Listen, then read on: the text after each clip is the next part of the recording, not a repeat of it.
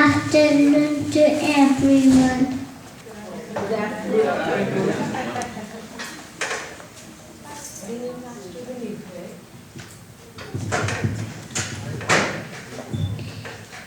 Today is the special day and it is 69th Independence Day of India. On 15th of August 1947, India got her independence from the British. Now we all are delighted as free Indians. The great contribution of Gandhiji and other freedom fighters is always heartily saluted. To remember this important day, we are giving our special thanks to everyone. Let's go to celebrate and enjoy. Jai Hind. Happy Independence Day.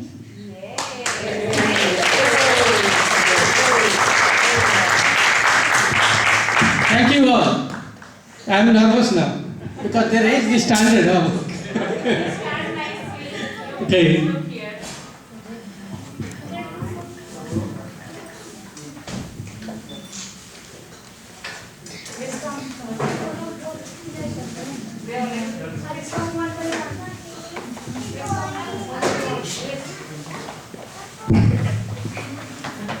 Okay, I'll give you one sticker.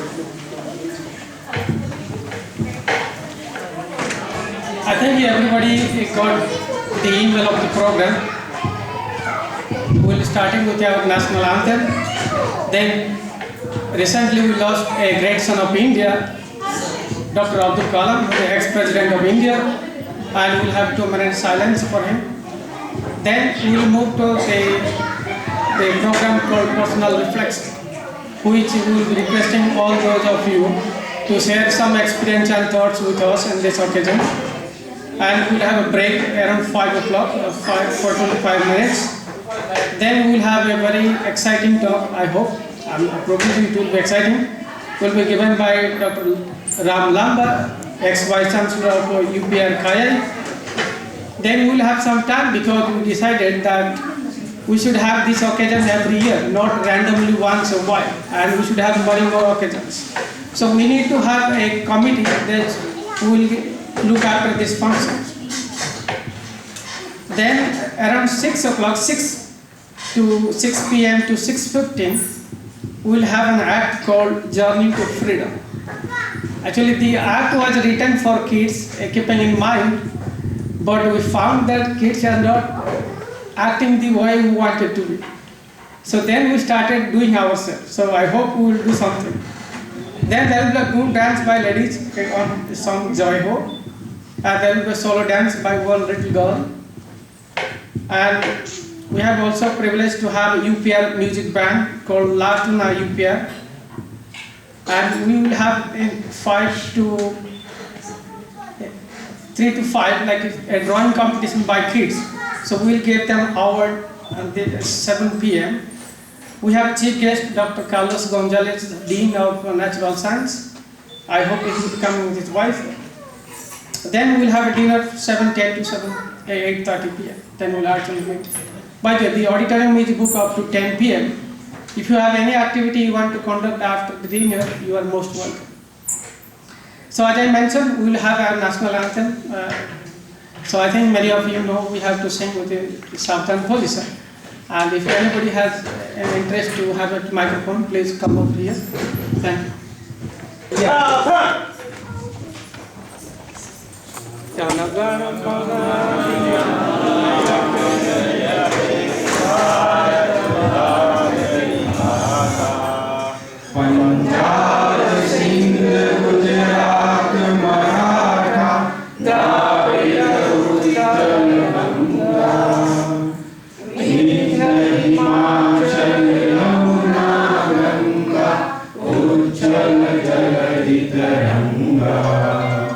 तव शुभ नामे जागे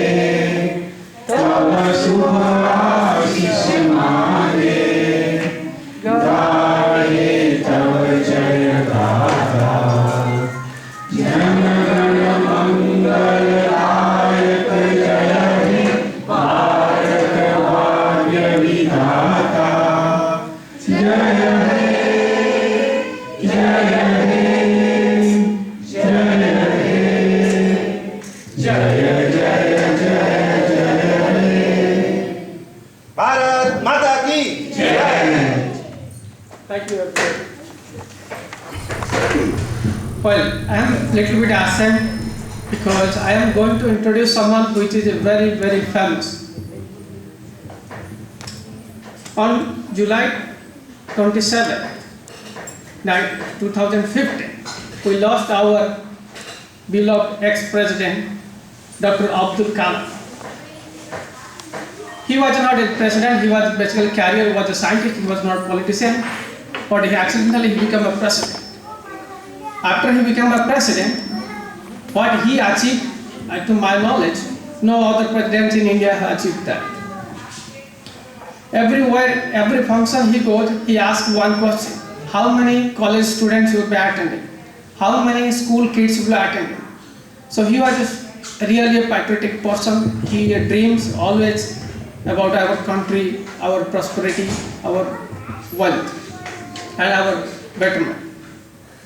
He born in Rameswaram, and finally he ended up in the Rashtrapati Bhavan. From Rameswaram to Rashtrapati Bhavan. Then he had a lot of interesting quotes, probably everybody knows. I just selected the ones probably I like most. He used to say, you have to dream before your dreams can come true.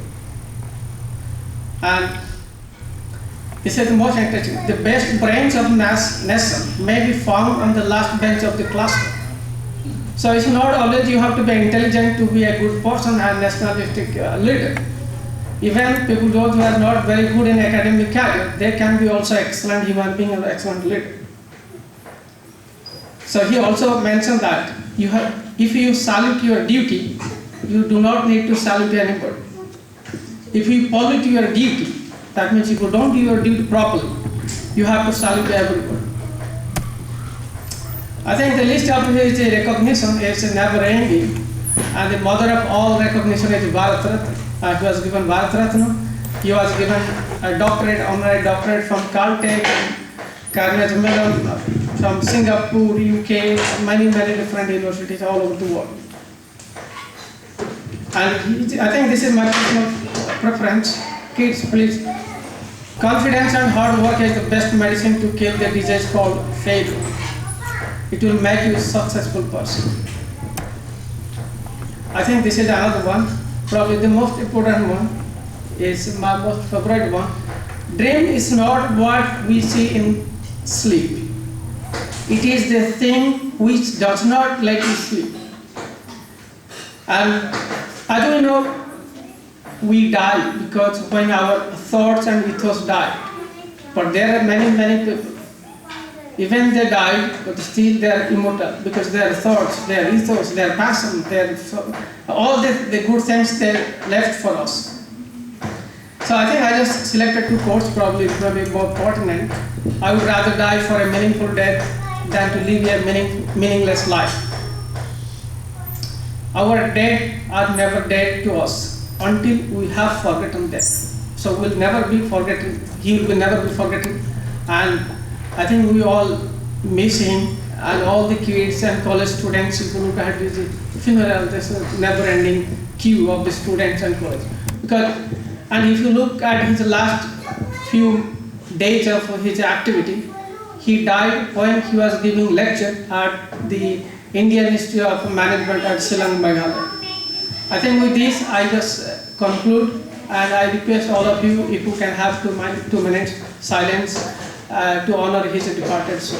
Thank you.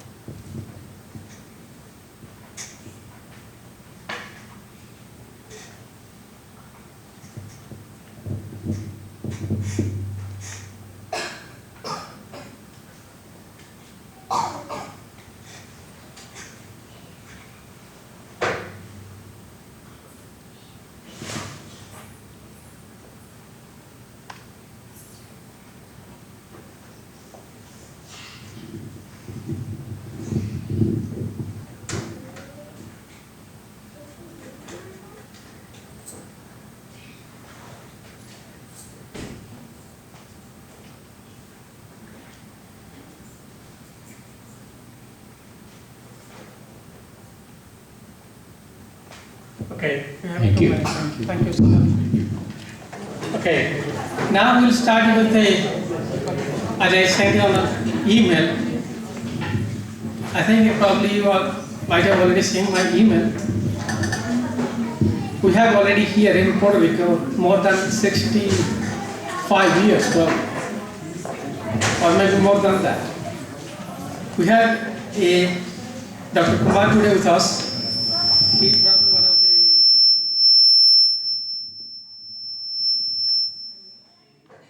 of the I think, the most senior person who lived here in terms of the number of years in Puerto Rico.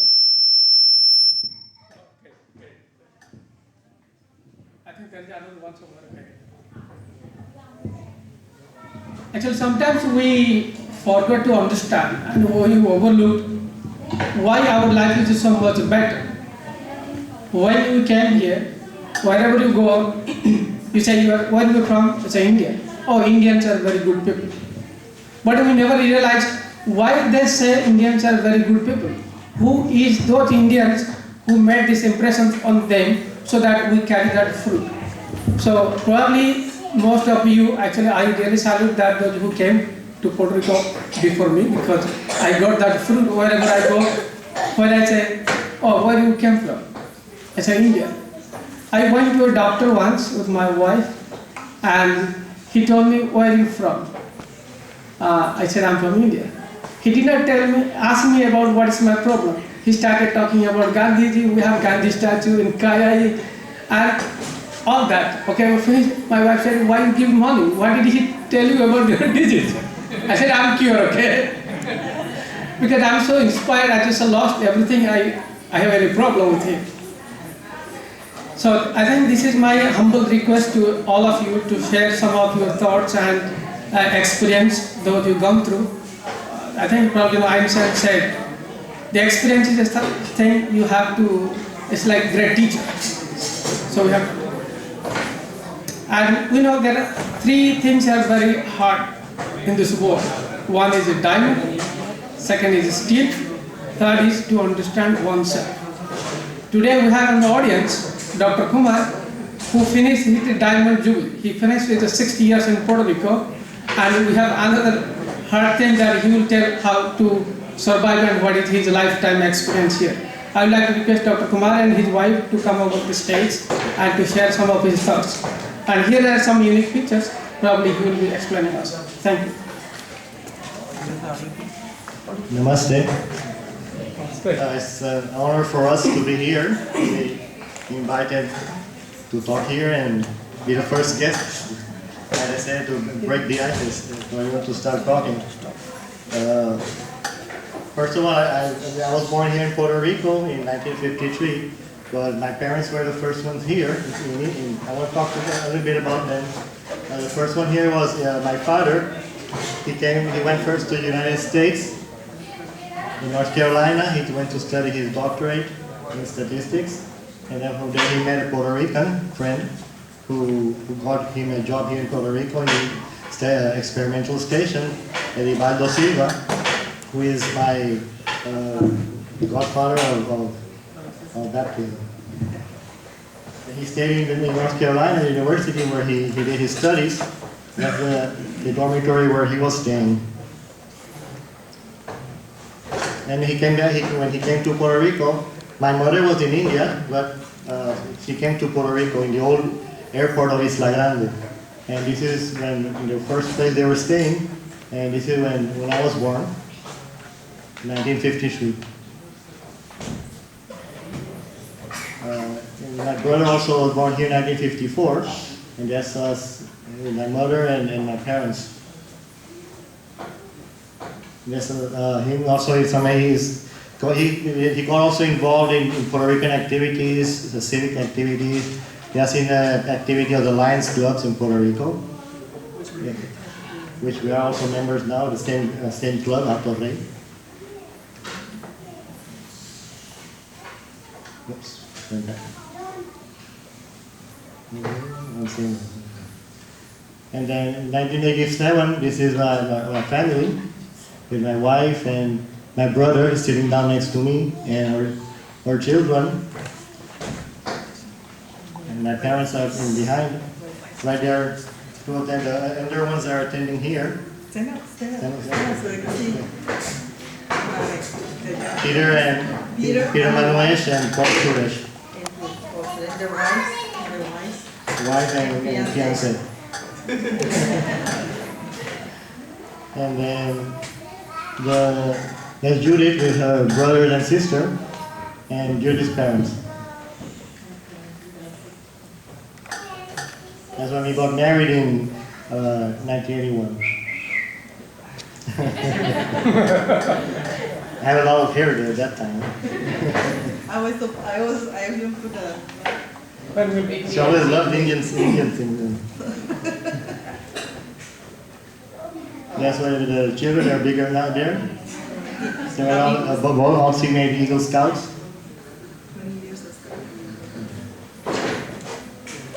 And that's when Paul got wedding, got married. And that's with Paul's wife. Oops, go back.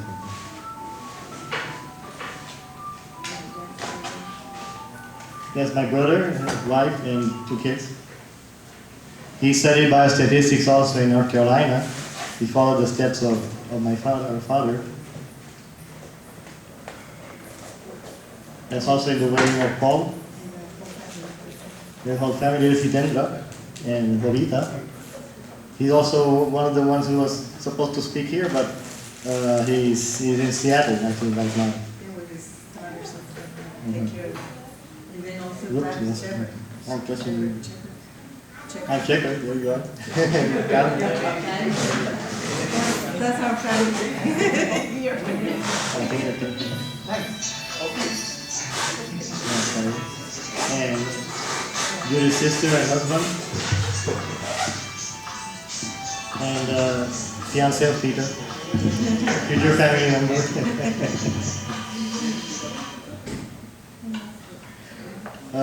You want to talk? We were invited here to also talk about our experiences, or my experiences as born here in Puerto Rico. Some of the experiences you might also happen to also have part of that, like the problem of eating meat. When my parents came here in 1951, there was no Indian food available here, so they had to bring it from the States, but also there were not many stores in the States to order from, no internet service. So they had to make do with what's available in Puerto Rico. Many of the people who have been a long time here know the problem with that. And we had to make do with what was available. And since we were children, not all the foods were available, so they taught us we learned to eat meat in school also. So my mother learned to prepare meat for us, but she would never take it. She would prepare it for us. And then, until later, many years later, she had some health problems and she was recommended to take some meat, so she started taking meat. But you notice that also with your children, that you don't want to eat meat in school, and you want to have that's the conflict there. When about the languages, we learn first English at home. And sometimes they say, well, why didn't they teach you Gujarati first?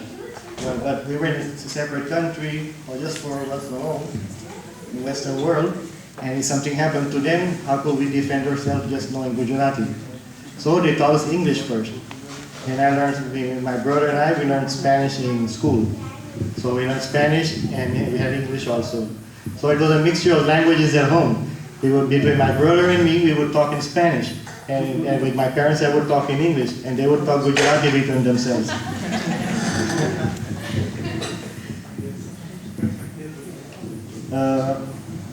Other thing was religion. This is the situation of conflicts with religion here. We learned first Jainism. We are Jains. And then, but I grew up in the school, so we had influence of the Western religion, Christianity. And so we had some conflicts always over there. But our parents, but my parents never forced, but they taught us the prayers, etc. And but they never forced us the religion on us. So when we decided to get married, so when we met, we decided to marry by Catholic religion. Also for marriage, in India, my parents had their marriage arranged since they were young, and many Indians, well, they have that custom of having their marriages arranged since childhood. But they never, as we were in a different place, so they never arranged marriages for us. And they said, well, you decide who you want to marry. So they never, so we chose who we wanted to marry. Thank God. And I studied, let's see what.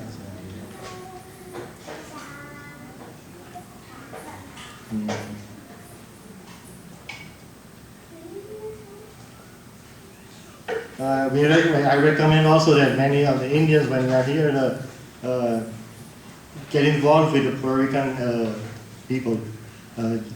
Learn the Spanish, buy the Spanish newspapers, see the Spanish channels, get involved with activities with the community. That way you get more integrated with the people here. And now we don't feel so isolated from the community. My parents were also active in Lions clubs. We're also doing that, also Lions clubs. The cooperative movement of their work, involving arts and crafts in the work also.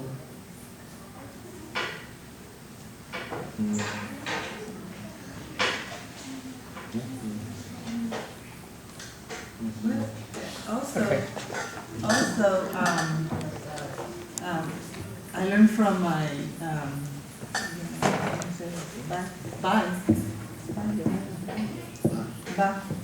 I learned from Push Papa some cooking, but then she left. Jesus took her, went with heaven, right? And so I didn't have much practice, so I don't know how to cook very much Indian food, but I love to do it. When I can, I practice it. We've traveled to India 3 times already, and I love it. I really enjoy it. I like the culture, I like the food, I like everything over there. And and I like, well, my husband, I love him. So just involve yourself with the Puerto Ricans also. They'll ask you questions, this and that, whatever, it's okay. Because it's a different culture, different food, but we get together, we like to know the difference, some people. I like to. I know that some people don't. Well, it doesn't matter. Just be friends, and enjoy yourself with them. And they appreciate it too, like you all will appreciate that we be friends with you all, right? My sons, well, they have gone to India, they love it. When we went this last year, they're bigger, right? And they got involved with the Indians, and the Indians will say, "Oh, why don't you talk Indian? You look Indian, you're Indian, why don't you talk? Why don't you talk?" They will fight with them. You don't understand. They could give experience later if you want. What else? I'm happy that I have an Indian husband and family, and my parents love them too, and so I invite you to know more Puerto Rico. And my grandfather, he was really, he helped a lot in Puerto Rico, first statistics, first of everything here for you all too. And he also was in the experiment station, university, and he also has this, your mother's place, thing, the students. They got a grant for students also, here in university for some home economics, I think it is, or something like that, which is still paying some students for that. It's a grant. And also, there's so much to talk about. It's just a certain time that we just get nervous about. What else? Puerto Ricans like Indians, and they are fascinated with our culture. Yeah, their And culture. they look at us different, but it's not in a negative way, it's positive, because they are fascinated with the Indian culture. And we look alike because look alike. you're happy, you're friendly, just like us. We're friendly people too. And some of you look like us, you know. We confuse you all. And Puerto Ricans and Indians confuse each other because we all look alike. Until we see our name and our accent. Oh yeah, yeah. And then you're Bandiboy. Oh, you speak Spanish, huh? Yeah, you know. And also, Columbus wanted to go to India, right? That's right. And he stopped in Puerto Rico also. He thought Puerto Rico was India. And then that's why we all look alike. That's good.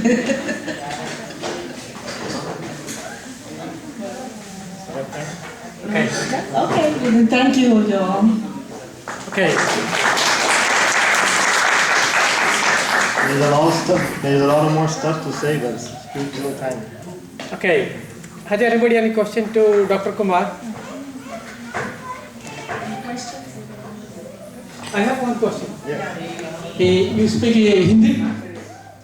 I speak a little bit Gujarati. Gujarati. Okay, let's try. Hindi, I don't know. I don't speak Spanish, but I can teach you Hindi in 1 minute.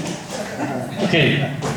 You tell her, मैं मैं तुमसे तुमसे बहुत बहुत ज़्यादा ज़्यादा प्यार प्यार करता हूँ. करता हूँ. Okay. You have to look right. Okay.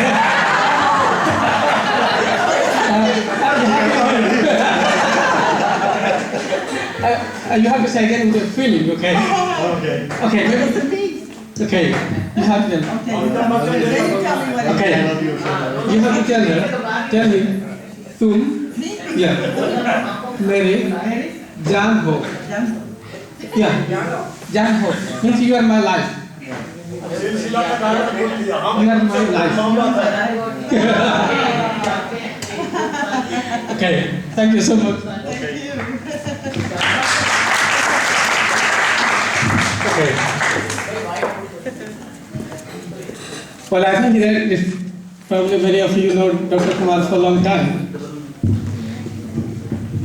So it was really exciting to listen his experience. So the second highest many years stayed in Puerto Rico, Hitendra Vai Javeri. He is unfortunately here today. Fortunately, his cousin here today. And he has been staying since last 53 years. Okay. I'd like to invite now Mr. Chandrasekhar Javeri and his wife Carmen Javeri to come over the stage and to share some experience. Thank you. My name is Chandrasekhar Premchand Javeri.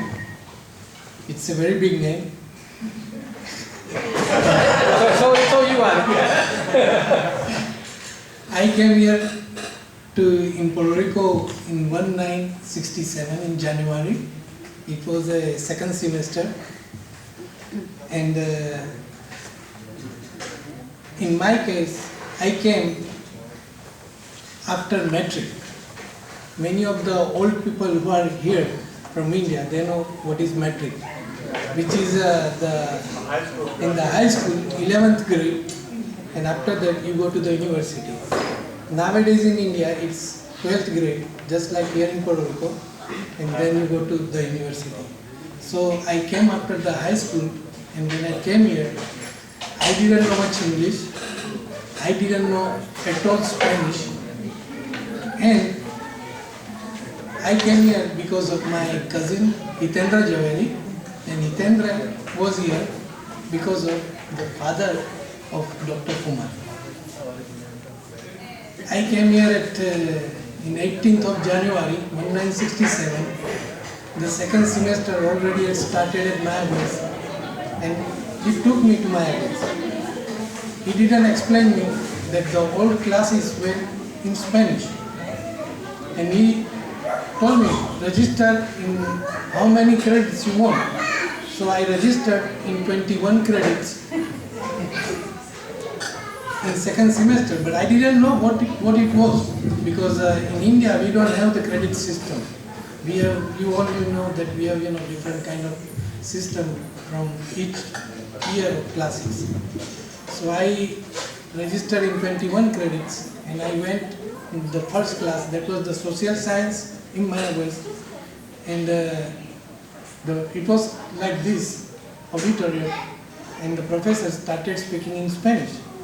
Say, what it is?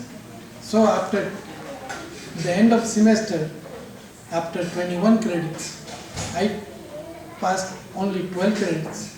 That was 5 of mathematics, 3 of Spanish for beginner, 3 of English, and 1 credit of physical education, that was the basketball.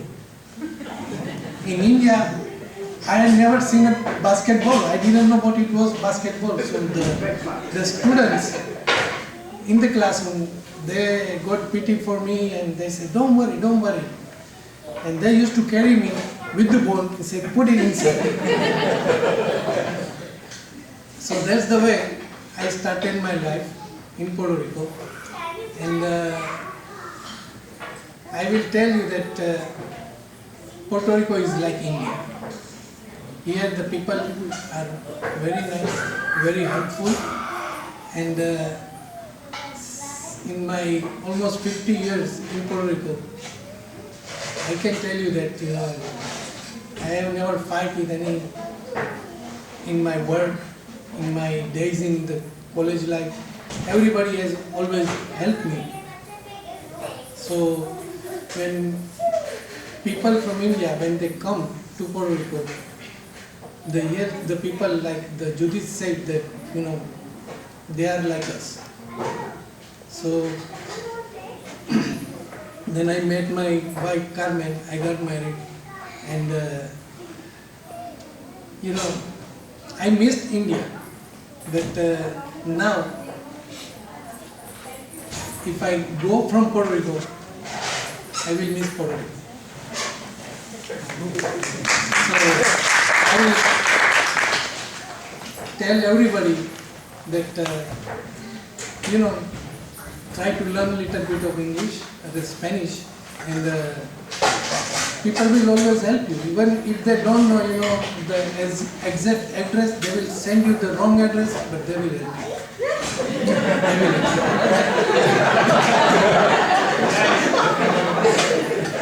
will help you. So, thank you, Ratnakar, for inviting me, and ask your wife to say 2 words. huh? Ask your wife to say something. My wife doesn't speak much Spanish is okay. Gujarati. કેમ છો? 1, 2, 3, 4, 5. આવજો. આવજો.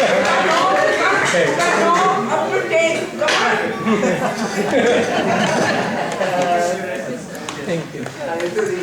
Thank you very much, Mr. Javeri. It has been wonderful, and we've been through that several times. We had received that help several times from Puerto Ricans, and many times if our mouth was shut, they used to ask us, "Mira, ¿dónde está ese calle número quién?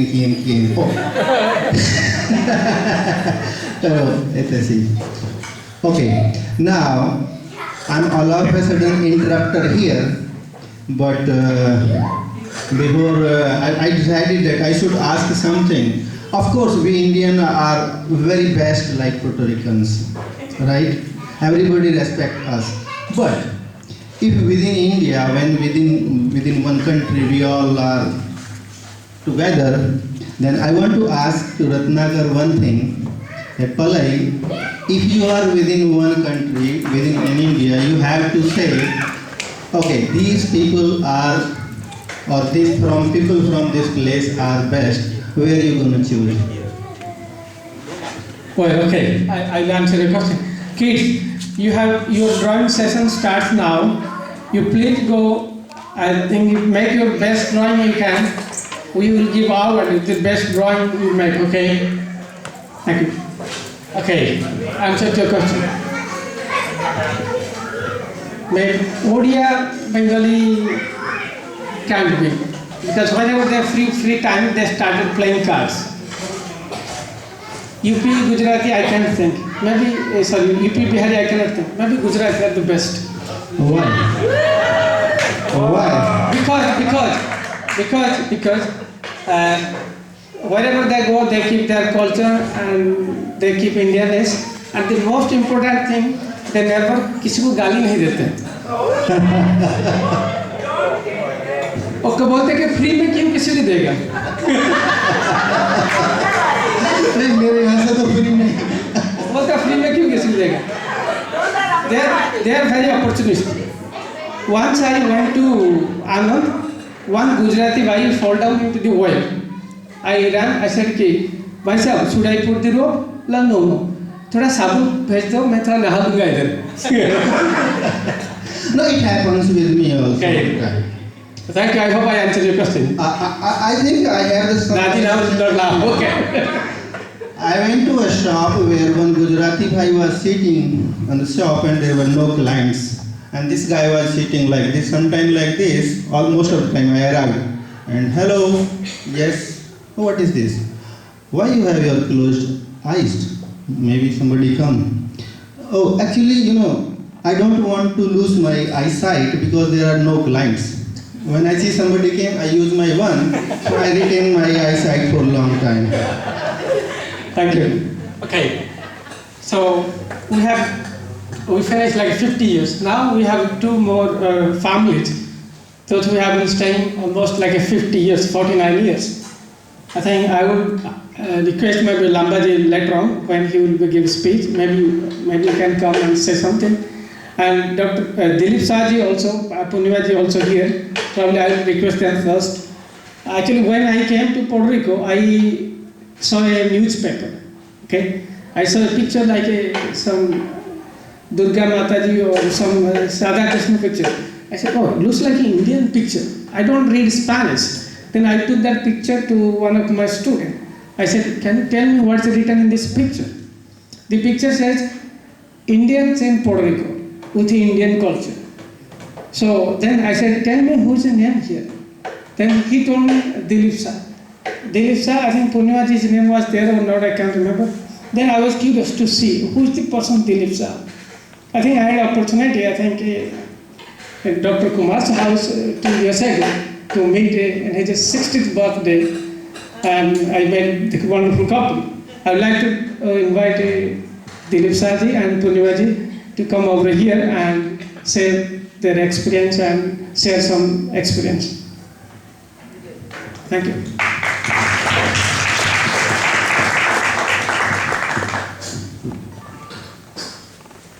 You are not giving free, I hope. Okay.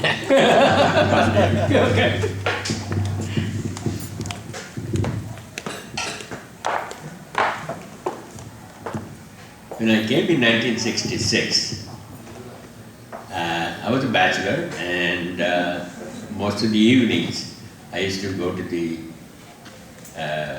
university's student center and eat dinner there.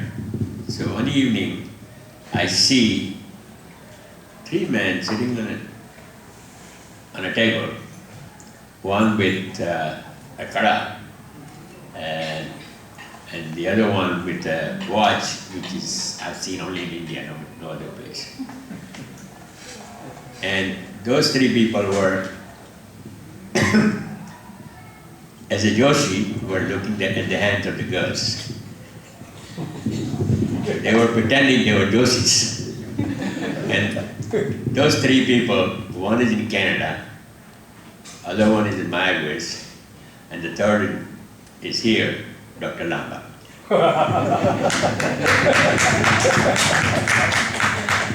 That was in 1966. Since then, we have been around here. All the 3 friends of mine, I had a small car, because I was working, they were students.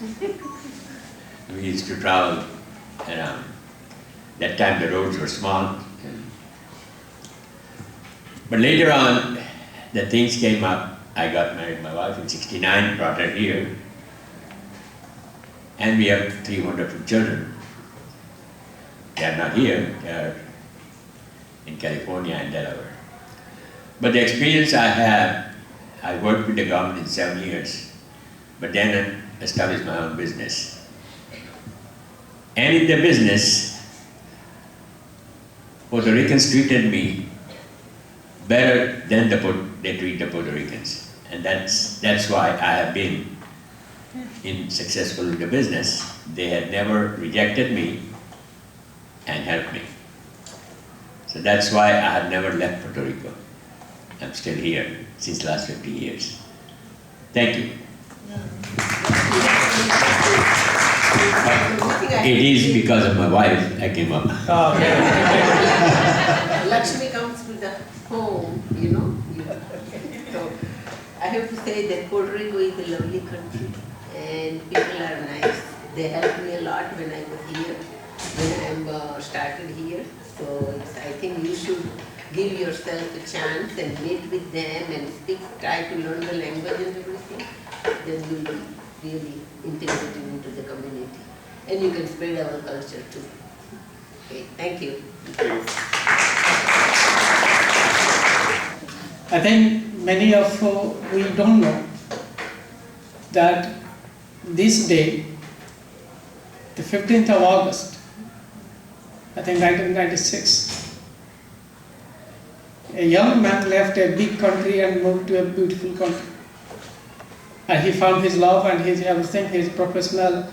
He reached, anybody can dream of anything. I think if maybe after 1 hour we'll have the wonderful, more detailed talk. But I would like to invite Dr. Lamba and his wife, just to support his wife to say a few words. Dr. Lamba and Mrs. Lamba, thank you. Ladies first, right? That's right. I feel very honored to have an Indian husband, and I think that India is very much like Puerto Rico. Whenever I go to India, I feel at home. Although I don't know the language, I say that you have to. Question. All I know is to say pani kush or something like that. But I think that we're very lucky to have Indians with us, and because you similar to us. And when I was a graduate student at Boston, sometimes Indian people came to me and started talking to me in Hindi, and I would look at the open my bag and say, I don't know any Hindi. I'm from Puerto Rico. So my relationship with Indians actually came before I was able to communicate with them, because they said that I look Indian. But I think that Indians look like Puerto Ricos. So welcome to all of the people who are coming for the first time from India. Puerto Rico is the best place for you to be, because we really enjoy having you as part of our culture.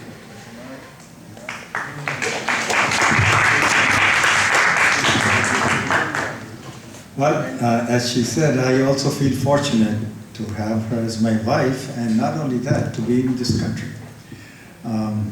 As Ratnakar mentioned, I will go through about 20 minutes of a talk, so I don't want to just take the time of other people. I think there should be more people trying to share the experiences, but I'm really fortunate.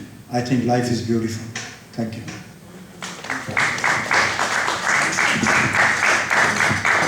Thank you very much. Thank you so much. Thank you. As we know, Dr.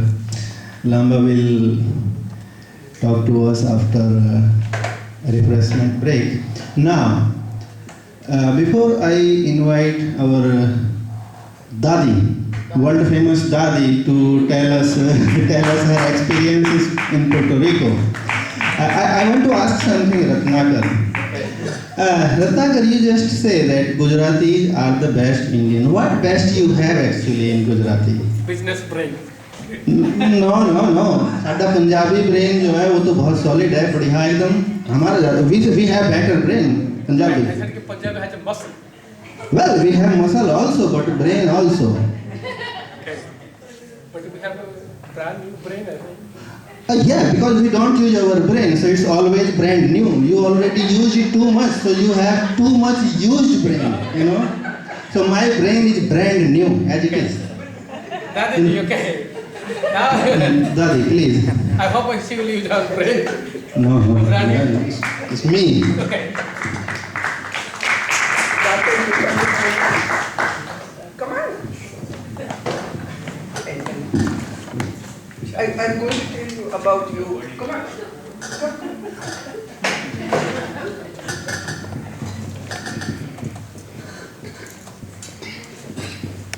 Okay, I would like to mention one thing. If you go ever to Dadi's house, it will look like a temple. Everywhere you see, every corner you see, every wall you see, there will be a picture of goddess, Indian god, goddess, everything you will see. I had opportunity to visit her house like 2 weeks ago. I was just lost. Wherever I look, wherever I see anything, everywhere you have a statue of a god, goddess of India, everything. Dadi, thank you very much for keeping our Indian culture in Puerto Rico. Thank you so much. Thank you very much. When I came here in Puerto Rico, I love Puerto Rico. I came here 46 years ago. That time only me, he and Javed. So that time. Now I love so much. That time I have language problem. So my lady next door, she speak English. I say, okay, I want potato and onion. Then she said, go to the fresh market. Then I said, okay, what I call, then you say that, Papa. I went to the fresh market. I didn't ask her. I said, give me Papa. He asked me, ¿cuánto libra? I didn't ask her. The lady, I said, what? He put 1 Papa. What? No. 2. Then he said, he put 2 Papa. That's the language problem. Then I say, give me onion. But I touch it, this is the onion. ¿Cuánto libra tú quieres? I said, means 1 pound.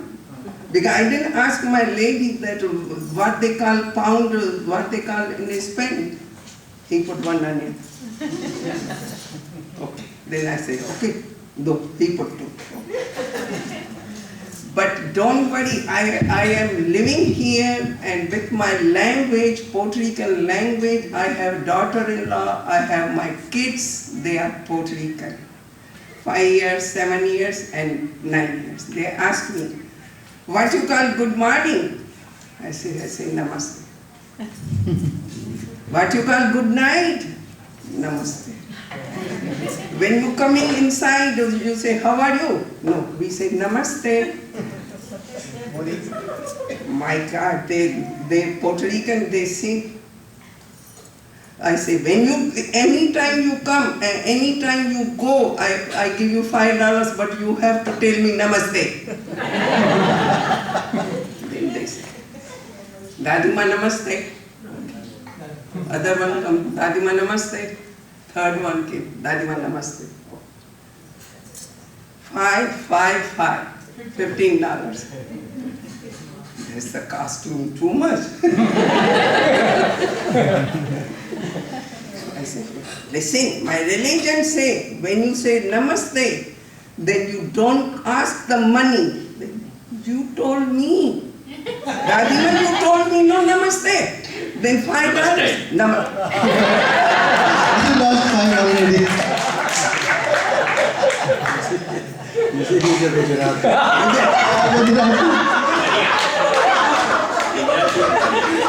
Using too much. It's more expensive than me and my kids. Gujarati and Bani. Bani also means that's $5, no $10. Anyway, I love Puerto Rico. People asking me, I never changed 46 years my dress. No. I have business in wholesale 140 years. My kids learn Spanish from him. And I'm very happy. When he got sick, one day he took out the tea. He came, Daddy, can you make for me soft khichdi? I said, why? He said, I took out the tea. So I make for him. But they are my brother, and so I love Puerto Rico. I'm Puerto Rican Hindu.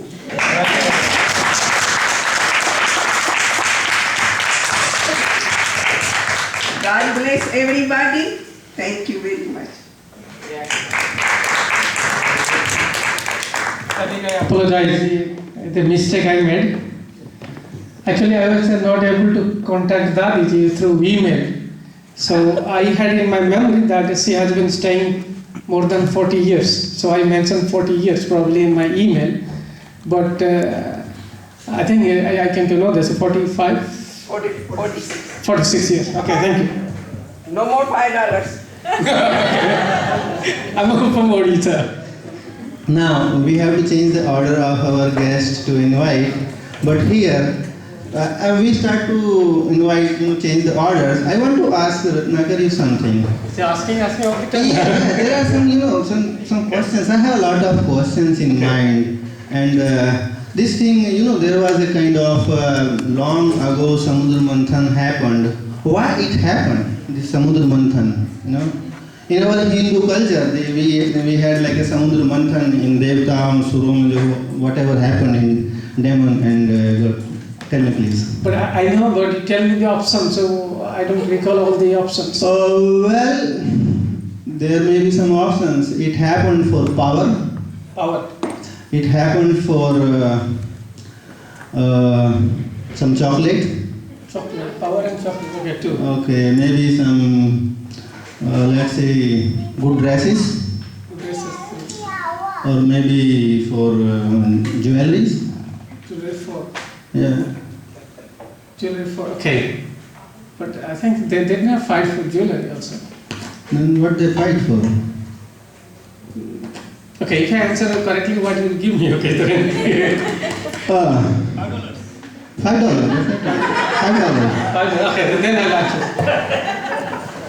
Maybe Ram Katia? No, it happened long ago. I think you lost your $5. How you can say that they did the Samudra Manthan, whispering of sea for Katia? I don't understand. Is there any relationship with that? दिमाग कुछ चीज़ है, तुम तो use नहीं करता उसको. Yeah. Tell me. Okay, when they churning the ocean, Amrit came. Okay. Yeah. Amrit means Sudha. Ram Katia took whole Sudha and came to US. So they're fighting for that. So it's Oh my God.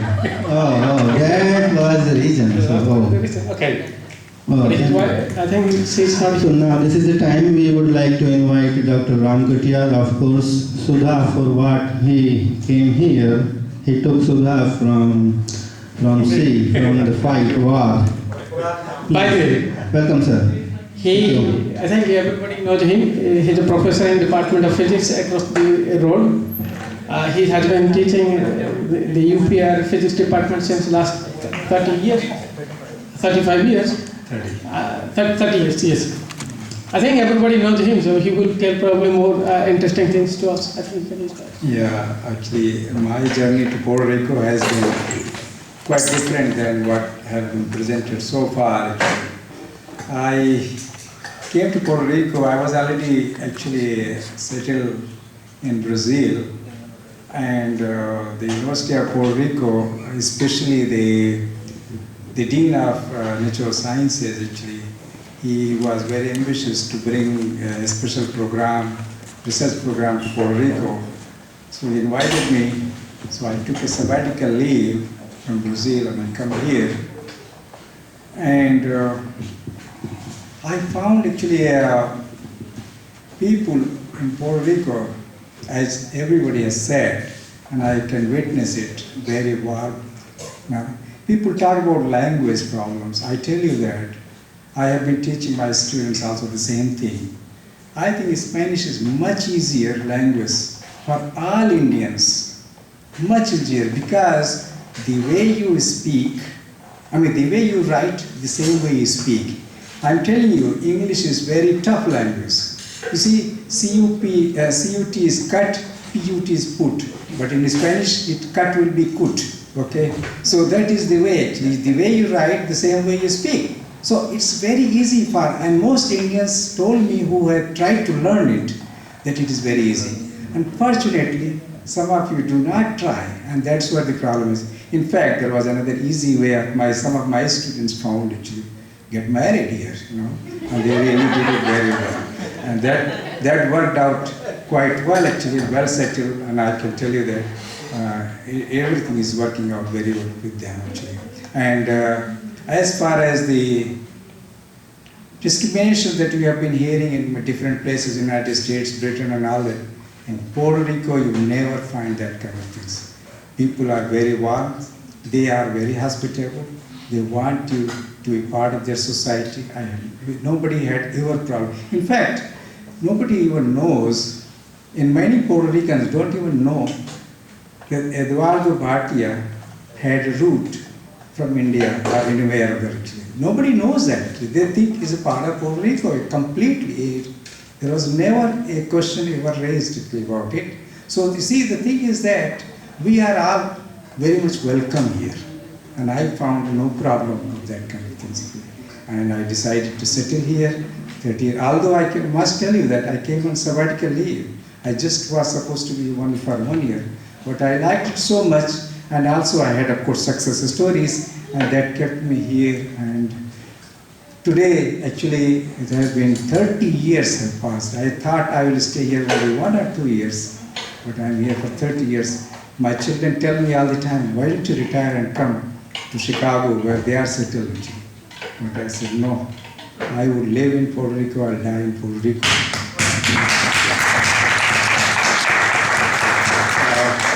Unfortunately, my wife actually was operated for the the hip joint replacement. So she will come little late. She's okay, but she cannot stand that long. So she should be coming sooner. But you will have, I hope she tells also some of her experience. But for me, it has been excellent place. I never thought the 30 years will pass just like that, without any kind of problems in Puerto Rico.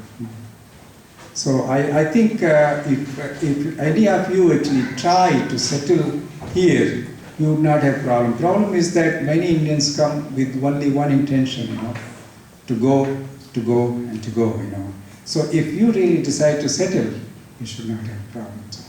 Okay. And people will welcome you.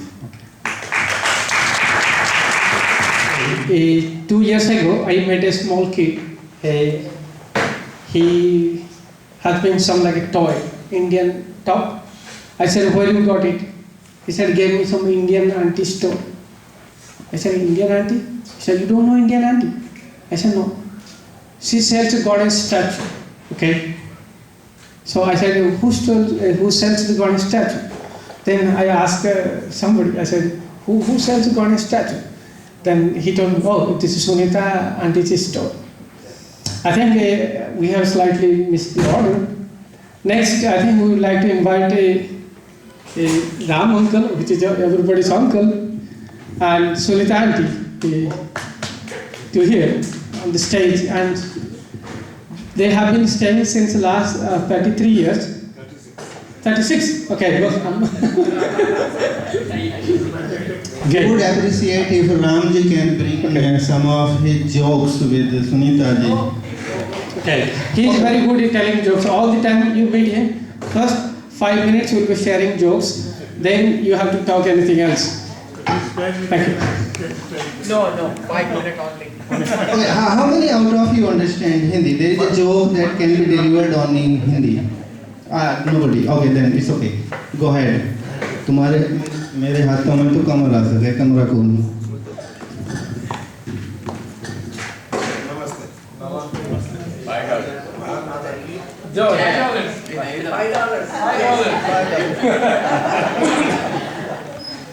My name is Ram Chimani. My wife Sunita Chimani.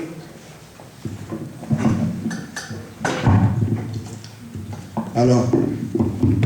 Testing.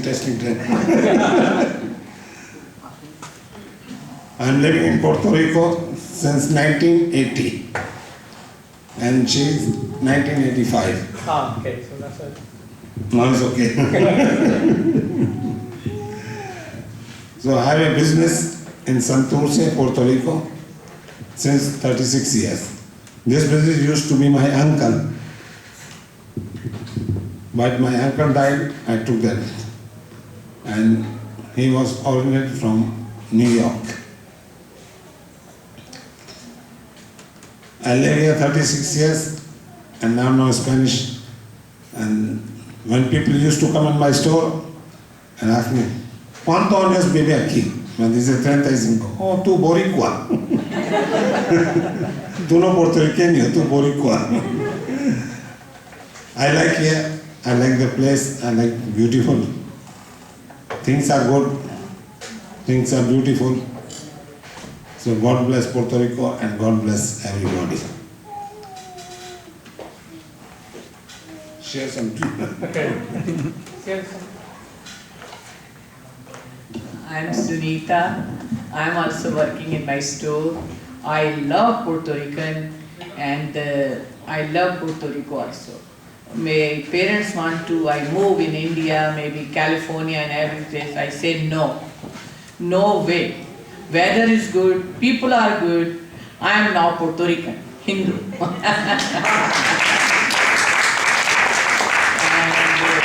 And my neighbor, I feel just like they are my family, I'm telling you. And my customer, my Indian friends, all are very good. And I'm Sindhi community are very good in Puerto Rico.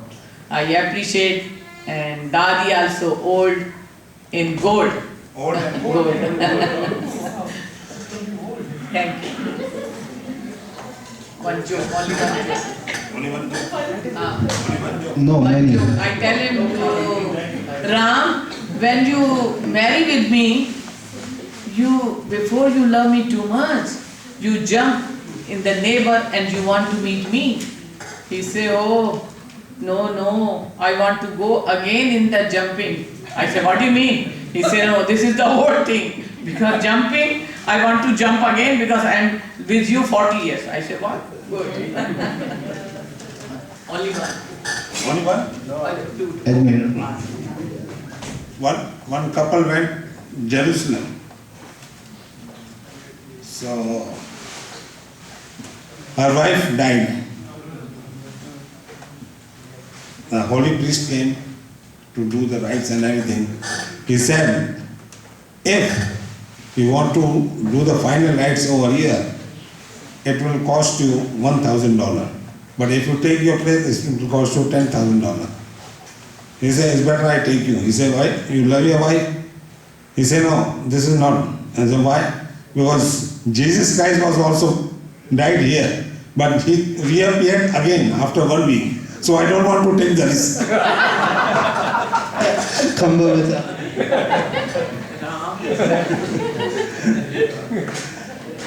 One more. एक लड़का jewellery store में गया, show me one ring. So jewelerman say, for you or for other? How could be? I have one ring for other. So he said, he took out the plate and showed him, select one. He selected one. He said, okay, write just for you, Nita. The jewelerman saw his eyes. He said, this guy is something.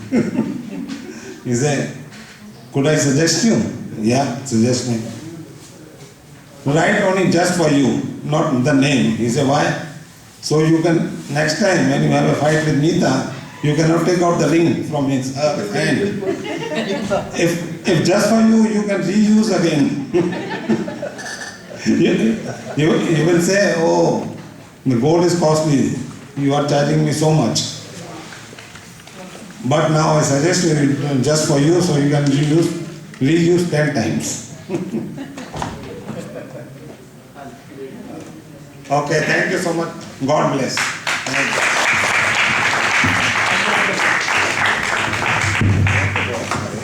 Okay.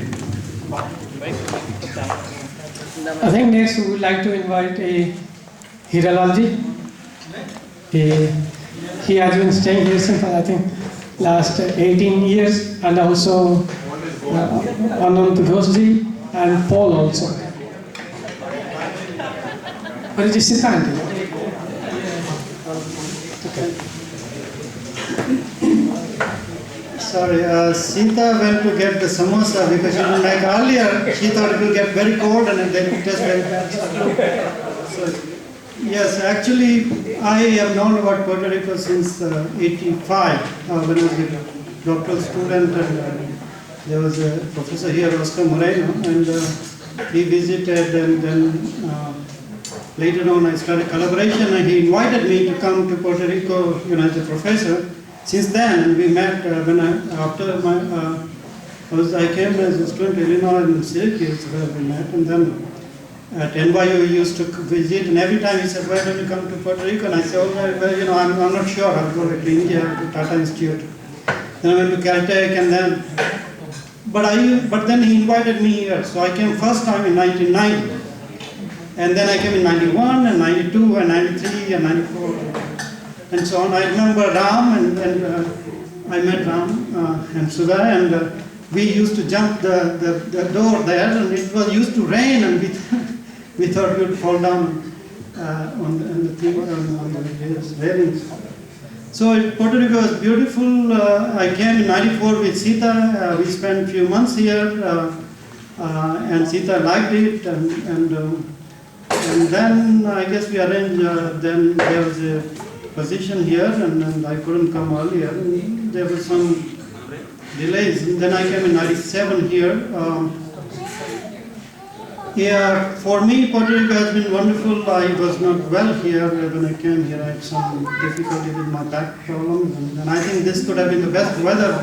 So that tells you how beautiful the weather is here. And people are quite friendly.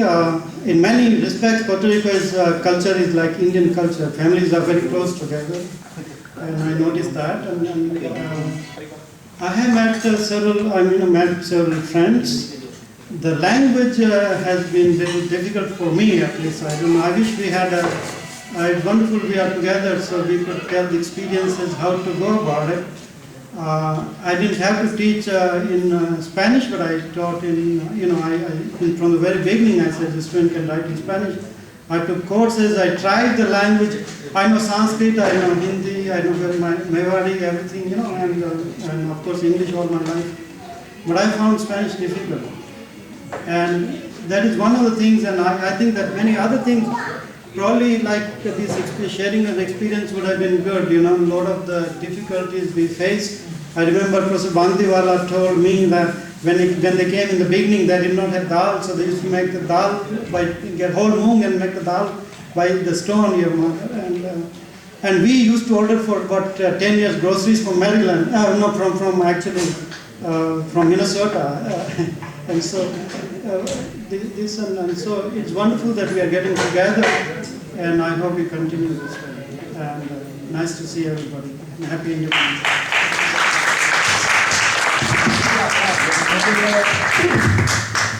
Thank you, Hiralji. I think Anand Ghoshji, he has been staying here since last 19 years. Okay, where is your wife? Okay, PLG is here. I'd like to invite Anandji and PLG to come over to stage and share some experience. Thank you, Anandji.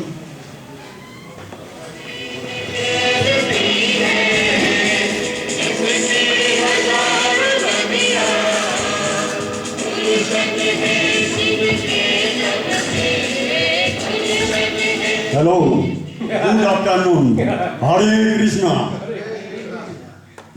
I am Anand Kumar Ghosh, but I came by the name of initiator name Anand Gaur Das, by the disciple of J.P. Swami from Mayapur, Calcutta. I came just not to study and not participate with the professional education, but I came to help as much as our culture, Hindu culture, Vaishnava culture, Hare Krishna, ISKCON Puerto Rico, Gurao Santarita. And I got my green card from there. I was trying to do some book distribution and to spread out the Indian culture. And I don't know Spanish that time. I know only English and my language like Bengali, Hindi. Thode Gujarati avreche, boda no. Y Oriya también, Oriya टिके आवले पर भूल गए. Gujarati में भजन मुझे मालूम है. I went to Gujarat for 1 month. I was in Bombay ISKCON. I used to distribute Bhagavad Gita, different places of India, Calcutta, New Delhi, Vrindavan, Jaipur. And I went to Gujarat for 1 month with the ISKCON bus. And I learned the bhajan, Gujarati bhajan. He mara ghat ma biraj ka Srinath ji, Jamuna ji, Mahaprabhu ji. Maru maniru chego kula vrindavan. He mara ghat ma biraj ka Srinath ji, Jamuna ji, Mahaprabhu ji. So I learned Gujarati bhajan from Ahmedabad. I used to sell the Ashish Desai bhajan.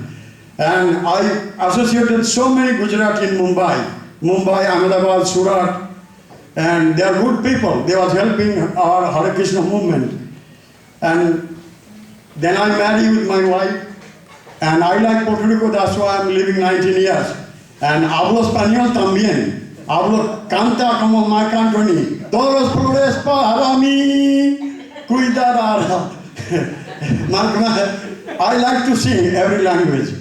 And I like to chant also.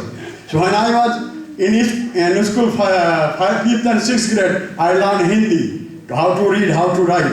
And I learned the bhajan, Raghupati Raghav, Raja Ram, Patit Pavan, Sitaram, Ishare Allah Tero Nam, Sabka Sammati De Bhagavan.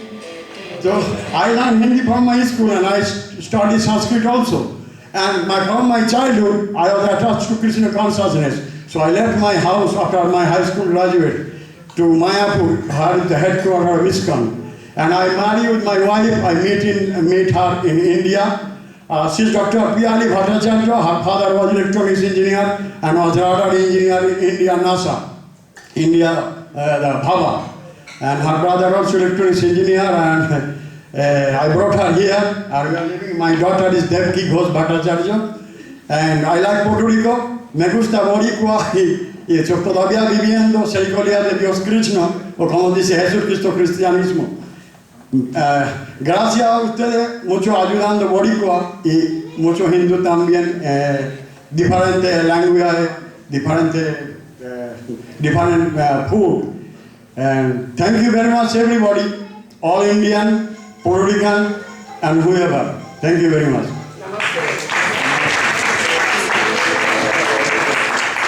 Thank you also, because of this gatheration is very good. Sometimes we can gather.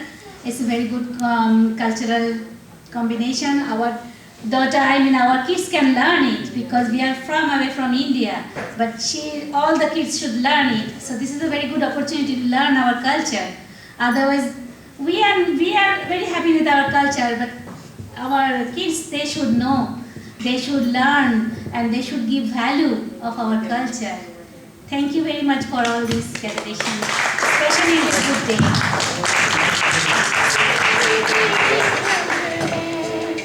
Thank you, Pierre.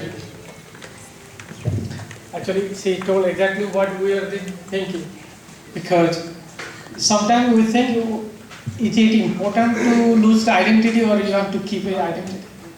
Because I hope we will ask Lambaji when he will speak. Because now the world is more cosmopolitan. Wherever you go, you have to adapt a different culture. But should you forget the original identity we had, or should we stick to our original identity?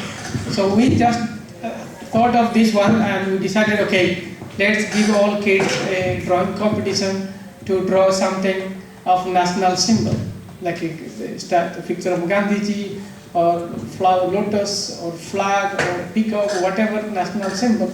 at least they will have something in their mind, okay, this is part of our national symbol. Or thank you. So I would like to invite, I think Paul is the subject. So any would like to share something? Maybe next is, I think everybody is open session now, but I want to say something. No, Dr. Banerjee, I think. I was Dr. Yes, please, Dr. Banerjee. Meanwhile, you walk until here. I will say a joke so everybody can enjoy. You know, husband was singing in a very romantic mood on Monday morning, downside in the lobby. And he was singing very loudly. Wife said, "Be quiet, neighbor is out of station." Please. My name is Deepak Kumar Banerjee. Just to give one answer to your question, yes, I come from Bengal, but I don't play cards, even I don't know how to play.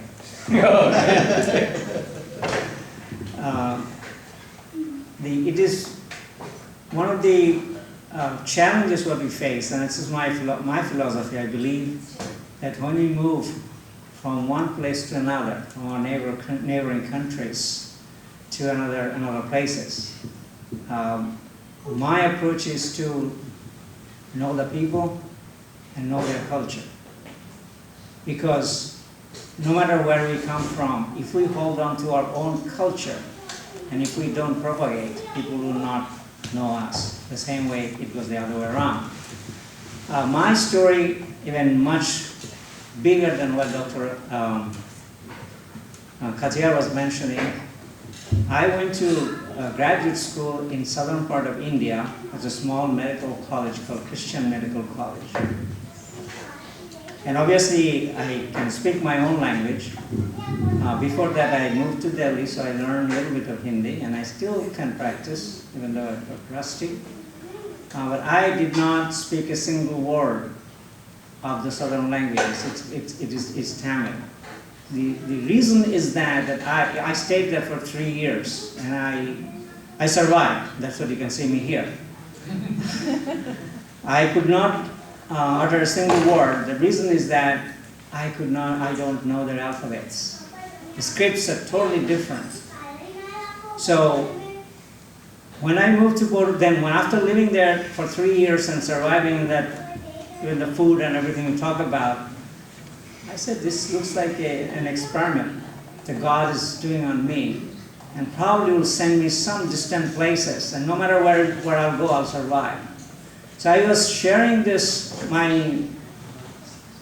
background to one of my colleagues at the dental school. By the way, I am from the School of Medicine, University of Puerto Rico, and I teach biochemistry. And his name is Dr. Rodolfo Galtier. And he is quite familiar with the Indian philosophy. And he just told me, I said, Rodolfo, tell me that why in all places of earth that I'm in Puerto Rico? He said, Deepak, it's your karma. If you know karma, then you know what exactly I mean. So that no matter where I go, that the first thing when I meet the people, whether it's in China or other places, based because of my scientific dealings, and I try to talk to them and teach me how to say hello, how to say thank you. So when I went to Portugal, I did not know that I thought the Portuguese and Spanish are very similar. They said no. So if you say thank you to a man, he says obrigado. And to the woman, it has to be obrigado. I said, oh my God, if you would not have told me about it, I would not have learned. So no matter what you do or where you go, you have to bring this one that you cannot stay away from the local people into the culture. You have to know the culture. So no matter how hard it is. Obviously, when I came to Puerto Rico, I also did not speak a single word of Spanish. I think I can fairly manage at this moment, even though my wife was taking classes and she was getting good grades, but at the same time that she was learning poorly because she was not, I would say, that spending more time to do that. So I came here in 1986. Then my family, my daughter and my wife joined me 18 months later. My daughter went to school here and graduated. And at this moment I can say that there's no difference between a local Puerto Rican in her. Because when she talks to us, she speaks very little Bengali, but most of the time she speaks English. And for the same reason that was mentioned before, that because when we are in so many places and so many different languages, so the best thing to start out with one language, otherwise they get, it slowed down their learning processes. So that, and when she talks to her friends, it's all the time in Spanish. So that at home you can say the Spanish almost become our first language in that respect, even though I come from different regions. The one other important thing is that even I'm standing here, and I am no different from any locally born Puerto Rican. You know why? Because I got my I'm a naturalized citizen. So I took my oath of citizenship at the federal courthouse in Puerto Rico. During one occasion, so one local lawyer told me that you are no different. You have every right, as we do. So you are one of us. Thank you very much.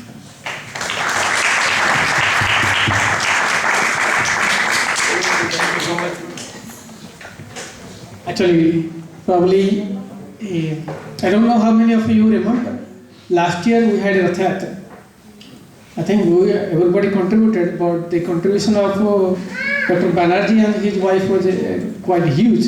And we are really grateful to you because I am from Puri, Odisha. So Rath Yatra is a very different, like a very unique festival for us. So we stayed up to 10 o'clock night. We distributed food for 1,500 people. So everybody said, then because there's a language problem, beginning, we did not know, because everybody thinks, okay, food means you have to pay. We said, this is free. This is a free? They will ask. Then I asked somebody how to say in Spanish. He said, comida gratis. Okay, comida gratis.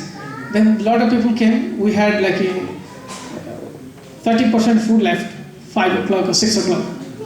And we run out of all the plates. Then we sent another to bring another 500 plates. And we finished all the foods and people are so happy. They said, oh, if you do next time this festival? I said, yes, we might do next time. So I think thank you so much for your contribution to Indian culture. Better say that to my wife, because most of the time when I was growing up, I was known because I am so-and-so's son, because they are telling about my father. And when I got married, I was known, oh, he's Krishna Baksh's husband. So my daughter was growing up, oh, he is Sucharita's dad. So that's my identity. So you have to tell her. But by definition, wife is the better half of the husband, so okay. I think we have maybe a few minutes more. I think Upendra Prabhuji here, he has been staying almost 20 years. And next probably Ajay and whoever I can see, anybody here in the audience. Anybody likes to... Okay, yes. Actually, I have to apologize because I'm new. So sometimes I could not figure out all the names, the year. So thank you very much. Please check. Good afternoon. Okay, please.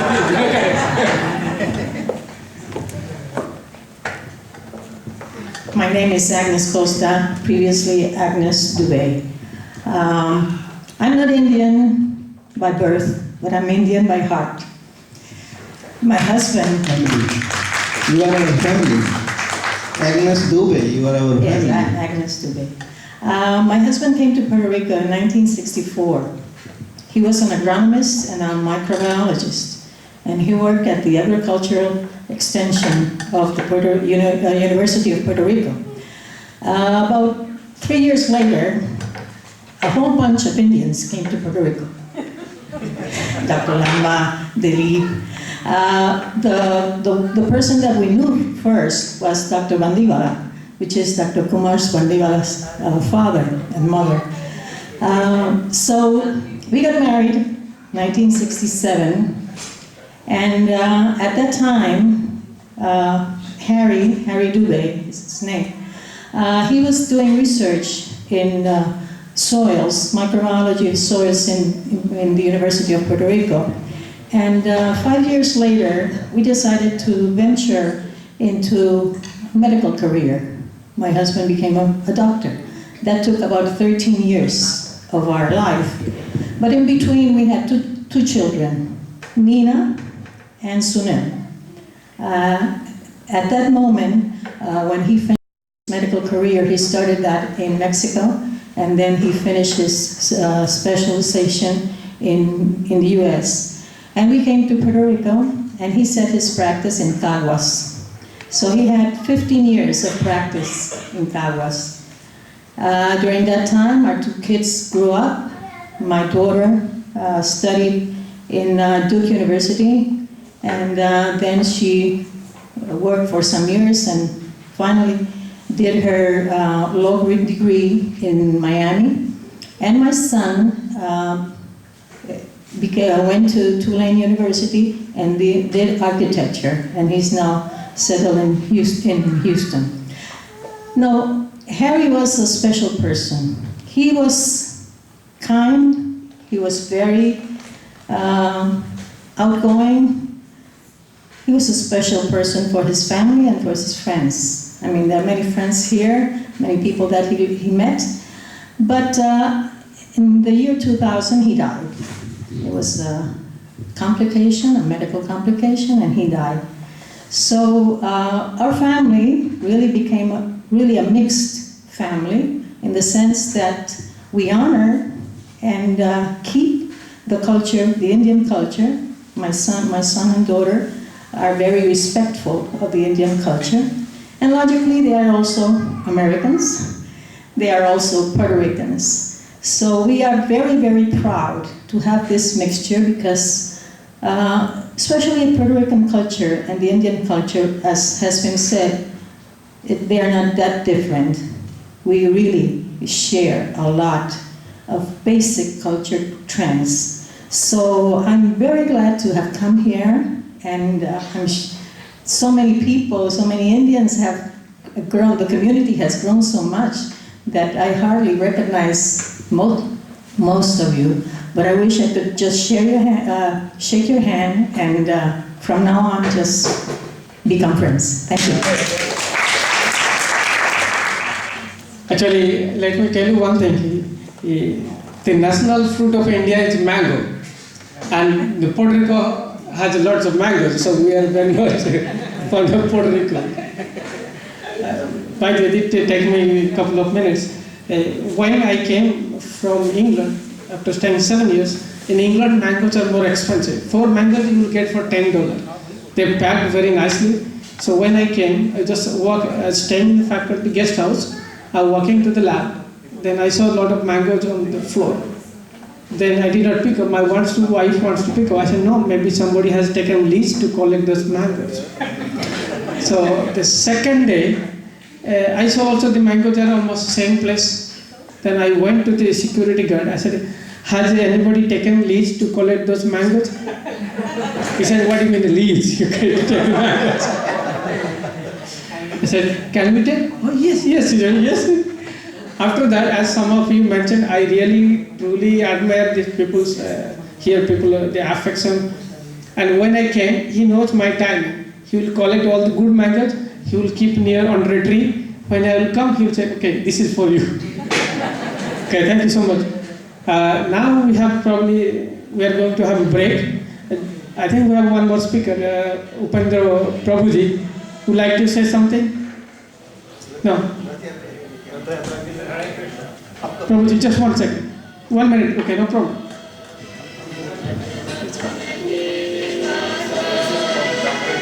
You want to say something?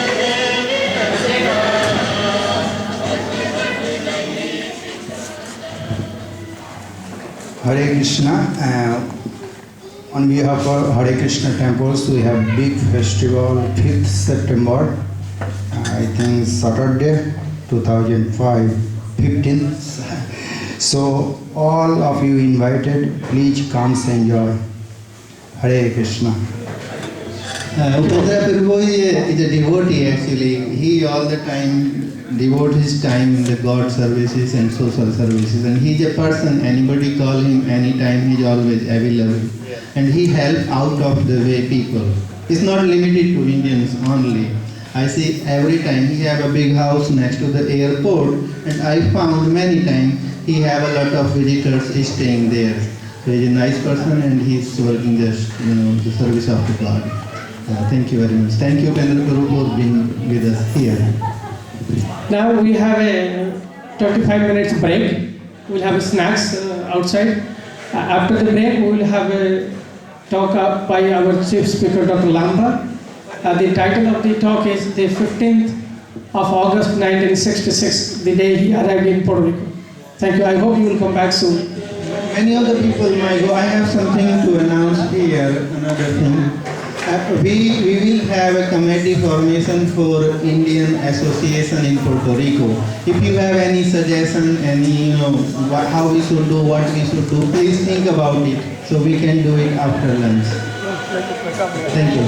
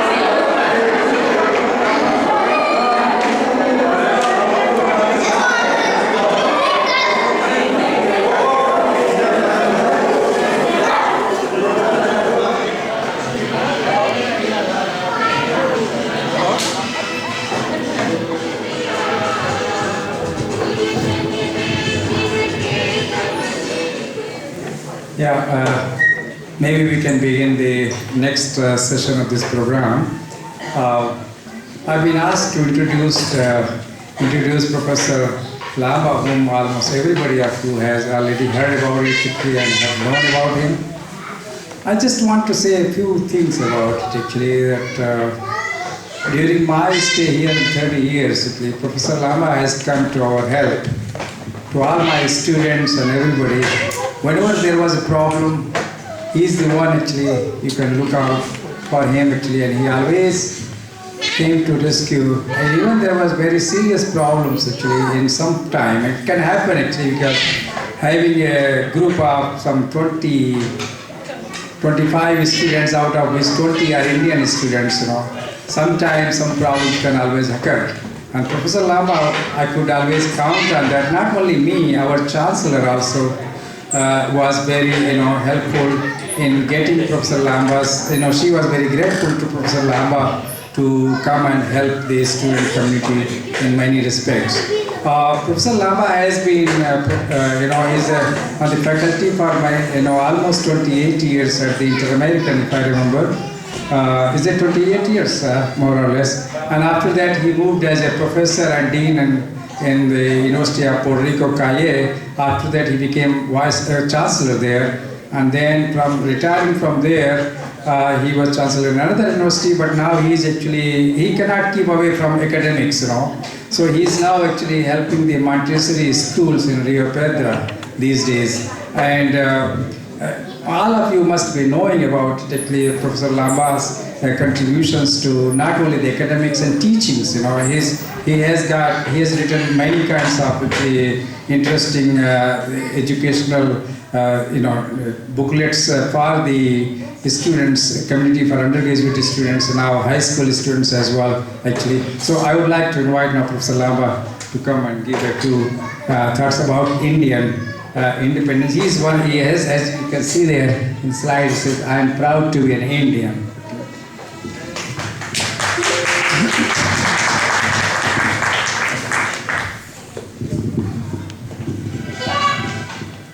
Thank you, Ram. Good afternoon.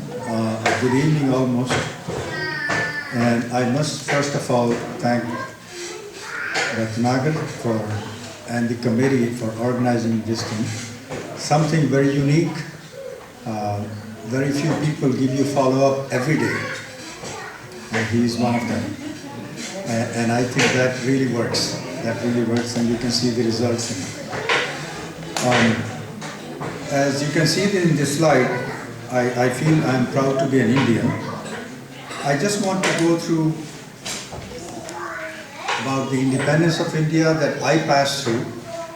In addition to that, how I came to Puerto Rico, what happened, and as somebody said earlier, probably my ashes will go to India because I don't think I will ever return physically otherwise. I go back every year and a half or two, but to visit to my family. Not that I don't love India, but I love Puerto Rico also. So from Delhi to Puerto Rico, I just want to say I came 49 years ago on this particular day, 15th of August, on a flight which reached like 3:10 in the morning.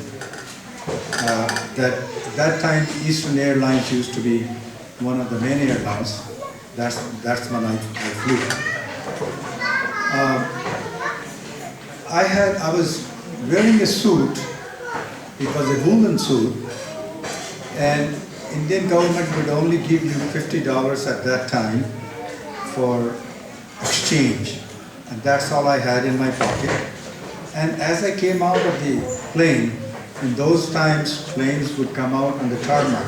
You do not go directly to the airport. And it was so hot, and I said, my God, I thought USA would be cooler. But that tells you that how much I knew about the geography. There was no notion about the geography at that time. Talking 1966, although we were graduate students, PhD students in Delhi University, but had no notion where was Puerto Rico. In fact, the guy who made the ticket for me to Puerto Rico, he had to send a telex. How do I route this person, because I don't know how to go to Puerto Rico. This was a travel agent. I had a friend, which many of us knew, Kapoor. He came a few months before me. Every time that I will write him, and the letters, as you remember, in those times would take about 4 weeks or so, more or less. And every time I write him, since he came a few months before, so it was only 2 or 3 exchanges. How is the weather? What should I bring? He said, just come, the girls are beautiful. that was his answer most of the time. Never gave me any clue about clothing or anything like that. So in any case, I knew him in IIP Dehradun. I was there for a year in the Institute of Petroleum. So that's where I met him, and he came to Puerto Rico before me, and Professor Adams left. When I came from the airport, at that time it was not Luis Muñoz Marin, it used to be called San Juan International Airport. Coming through the streets, those narrow streets, and all those hanging electrical things, I said, my God, it just reminded me, and I thought, it's just like Asman se gira aur khajur mein atka. You see, you fall from the sky and you're stuck in the tree. Because I said, this is not USA that I had in my mind. Because, at that time we had thought, and everybody, when I applied, which I'll go through that, Puerto Rico, USA. So USA in my mind was something very different than what I saw in those streets. So it was like Asman se gira aur khajur mein atka. So I came to Kapoor's apartment. How that happened? Because Kapoor did not know the time I was arriving. When I came to the airport, I had no notion what time my flight would reach, because there was an airline strike that time of all the airlines, and I had to stay a few days in a friend of mine, which was a friend of a friend in New York, and he said, don't worry, I know in India you can't get money from, so you come and stay with me for a few days, and whenever the strike is over, you go. So there was no way that I could inform him what time and when I was coming. So in any case, I went to his apartment at about 4 o'clock in the morning. I reached there, and finally the driver, whom I asked me to take me to Kale Manila, because I didn't know it used to be pronounced Kaye. I said, Kale Manila, Rio Pedaras. And he would not understand me. And of course, I had to show him the address which I had written in a small diary. Oh, no te preocupe, no te preocupe. So he brought me to the apartment in Calle, it was in Santa Rita, Calle Manila. And 1010, I remember the name because I stayed there for some time. And he said, it was 4 in the morning when I reached, and we talked for about an hour. He said, go take some rest, and we have to go in the morning. I have to check a reaction. And Facundo Buoso, the building was very, very nearby, as you know. And so I also slept for an hour or so, an hour and a half, and we took a shower. He said there used to be a restaurant in the corner of Facundo Buoso and Ponce de Leon previously. At that time, the name was La Torre. And basically, they used to call Greasy Spoon. That was a name of the common name given by students there. So he told me, listen, why don't you order the breakfast, and I have to check a reaction, and I'll come back. Okay. The first thing I noticed is that the waiters, they would have white shirt, black pants, and they would have a plastic here to hang the pens so that your shirt is not broken. See, with the pen, when you hang it back and forth. And all of them basically had that, and it said India there. And I said, my goodness, they know about my country, and I had no notion that was Puerto Rico. But of course, I did not know it was India beer that they were advertising. And of course, next to India, there was the American Indian, his photograph, that next to that one. But in any case, he said, why don't you order the breakfast in restaurant La Torre? And it was all in Spanish. And he left. Now, it was so difficult for me to make an order. I almost had to make like a chicken so that they would understand I wanted some eggs, because he would not understand me. Eventually he came and he said, listen, what have you ordered? I said, you never told me what to order because I don't understand any of this. So we ate some breakfast quickly, and then of course, fortunately, the date that I was supposed to arrive to Professor Adams' lab, some of you might know Waldemar Adam. He was my professor. He's retired now, but he still has a seminar in UPR. So I was supposed to meet with him. I went to the lab, I met with him, and of course, at that time he was a little chubby. Now he has gone down, and met him, but he said, I did not expect you because you never called. But eventually, of course, I explained him the whole thing, and so we started the business in terms of my research. Now you would say, why Puerto Rico?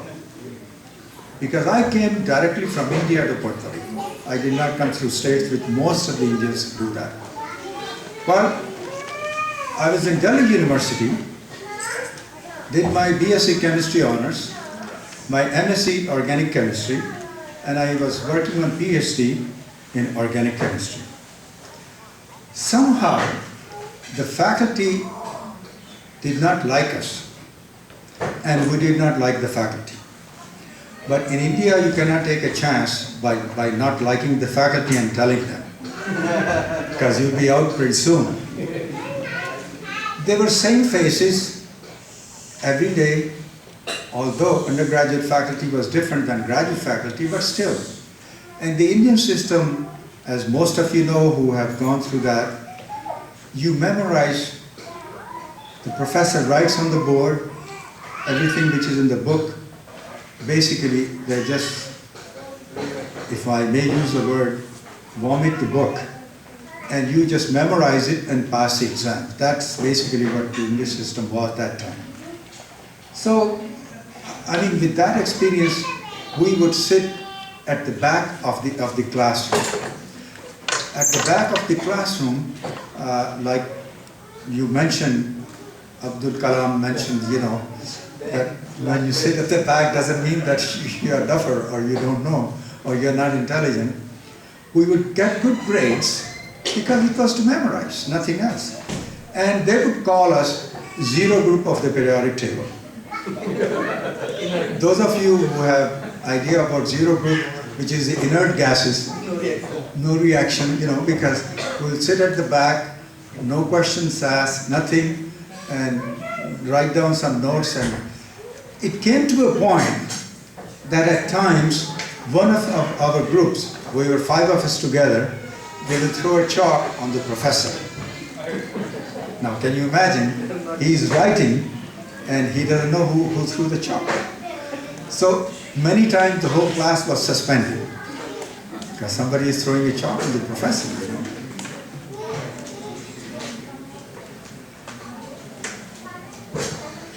So we were called zero group of the periodic table, like I said. In any case, we said, we have to get out of this place. Although all of us were doing our PhD, we said, let's look at Chemical Engineering News, which is a newspaper which comes every week in the US, and it will come about later 2 months or so it will take to India because it was coming by ship. We looked at that because we said, sitting in a coffee house and the faculty would not like the fact that we are sitting coffee house twice a day, they will see us and we will sit on a different table because it was like a challenge to them, you know, these graduate students and we are faculty and they come here, how come? What is that? And we'll say, why not? What's the problem? So it was like no chemistry was getting along among ourselves. So we said, let's look at the ads in Chemical Engineering News, and 5 of us looked at it and one said, hey, listen, there is a fellowship in Wisconsin-Madison. Why don't you apply? Okay. The other said, oh, Connecticut, why don't you apply? And like that, when my turn came, it was, oh, Puerto Rico, USA, why don't you apply? I said, okay, I will apply. So we did that application process, and we thought, all of us, we are going to commute with each other every month, because our notion was, and at that time the cars were big in '66, huge cars, 70 miles per hour, and you know, you go from Wisconsin to Puerto Rico by car. So like I said, there was no notion about the geography, and not only that, Connecticut and Wisconsin, there is so much of distance, you know. So it was like we are good friends, we'll be meeting each other, and that was the notion that we had at that time about Puerto Rico.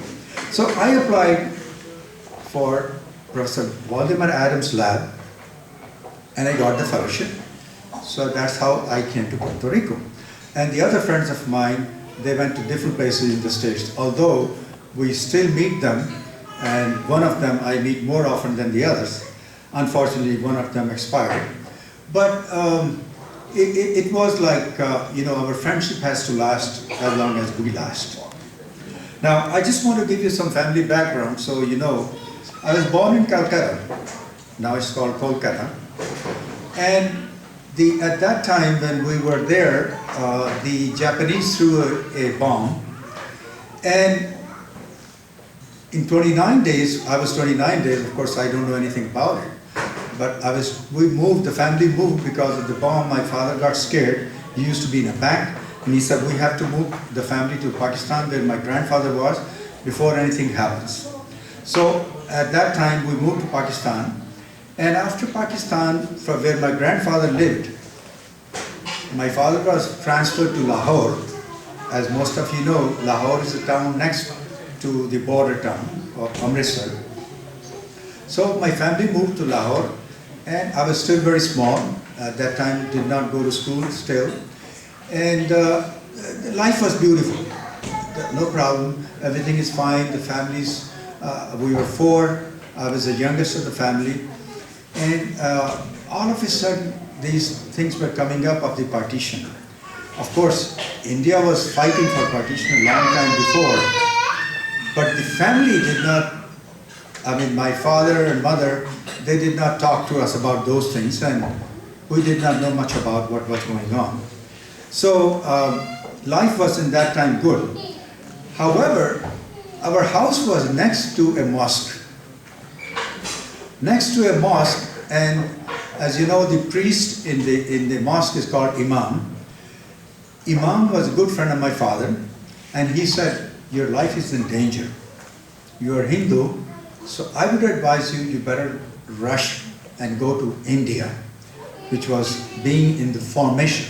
You better move towards Indian side, which is the negotiation done by the government, before you are killed. So in that respect, we had to cross the India-Pakistan border with the help of Imam. And I just want to give you an idea how my father achieved the fact that we all came alive. Because he was in a bank, he could talk to somebody, and there was a truck, military truck, coming towards Amritsar. And the truck was going to carry some instrumentation, some other big boxes. Our family sat inside the truck, in between, in the center of the truck, and there were all these boxes all around. We were stopped 3 times from Lahore to Amritsar, and every time they will stop, they will hit those boxes to see what was there. Fortunately, none of them took out the box, and every time there was a stop, my father or my mother, they will put our mouth shut, because if you speak, we'll be all dead. And that's how we could reach on the Indian side, and that was basically a camp, a refugee camp. As you know, everywhere in the world, basically they use schools whenever there's a calamity in the country, like here, hurricane comes and the schools are shelters. So the refugee camps in India and Pakistan, everywhere, they were schools. So they brought us to the Indian soil, and there was a school which was like 15 rooms or something like that, 1 bathroom, 1 toilet, and a big ground in between. And one of the rooms were assigned to us. We were 6 in the family. So in that refugee camp, we stayed for about 5 days, 6 days. All of a sudden, on the radio, we heard, my father was always listening to that, there was a ceasefire. During the ceasefire, now the idea is nobody is killing anyone. So my mother, she was already making some dowry for my elder sister. As you know, Indian system is that as a daughter is born, you start to make dowry.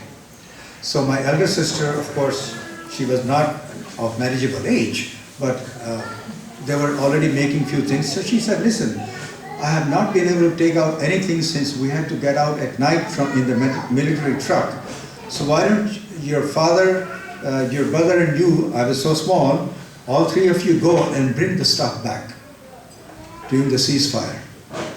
Now, we did that, And as many of you probably have seen this movie about Vietnam, it was like killing fields.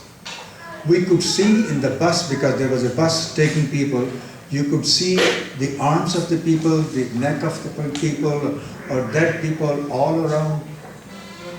And it was really a shocking thing for me. And of course, we went to the house where we were living, and my father touched base with the imam that please let us know if there is something. But they told me, you go to the top, and if somebody comes in, you inform us. So I went to the third floor. Anytime I would see crowd running, I would go back to my father and say, somebody's coming. He has to come and see. Oh, don't worry, there's nothing. We stayed for about 3 hours, brought whatever we could, and came back to the refugee camp again. And of course, refugee camp, as I said, was a school. We were 6 of us in the one room, and what we ate was whatever the government provided. What was that? Boiled wheat and some milk every day. That was all which was provided to us because there was no food. There was all this killing going on. And it was monsoon season, so you can imagine in monsoon season, it was raining, one toilet, so people will go out and all the water will be flowing everywhere. So you can imagine walking in the mud. And then all of a sudden, more family members came from Pakistan, and they stayed with us because we were only provided with one room. So we were like 10 or 12 people in that room sleeping, everybody, because there was no other way. And of course, some of them, like my father and mother, they could not sleep. They were nervous all the time. Who knows, somebody may come and kill us all. Although we were on the Indian soil, but still, it was a camp. So that's how the experience went in that camp. From there, we had to rush to Amritsar, which is the next town from Lahore. Now, my father again, being in the bank, he was transferred to Amritsar branch, and he was instrumental that we could all come and live in a big house. House was big room, just I would say half of this area. One room, one toilet, and everybody was sleeping on the floor. My grandmother came, my uncles came, and our family, like about 20 of us. All you needed was something on the floor, and everybody was sleeping there. So we were very happy. Everybody was like smiles because we were in India and we were safe. At least that was the feeling in the air that we were all very safe. Of course, I had my schooling in Delhi, and of course after that, like I said, I went to Delhi University. I was very fortunate one time to have a glimpse of Gandhiji. My father was working in Old Delhi in branch, and as we had moved to Delhi in 1947, there was a huge crowd running towards one side. There was a bonfire, and of course my father was coming from the bank, and I was with him. It was summertime, basically, like no school still, and I was going with him to the bank. And he said, let's see what's going on there, but hold my hand very tight. He put me on his shoulders, and I could see this short, thin man. There was a bonfire. He was Gandhiji. And everybody, in respect of Gandhiji, was throwing away their neckties, their hats, sola hat they would call. That was the English hat, the round system, round hat. And anybody who had a book, English book or something, they were throwing in the fire. But then there was a huge crowd running around, so we had to immediately get out because of the big tension going on. And people, the multitude was singing Gandhiji Zindabad, long live Gandhi. Basically, that's what they were saying. And that with the English people and so on and so forth. So that was the only time I had a glimpse of Gandhiji. I was fortunate to have that glimpse, of course.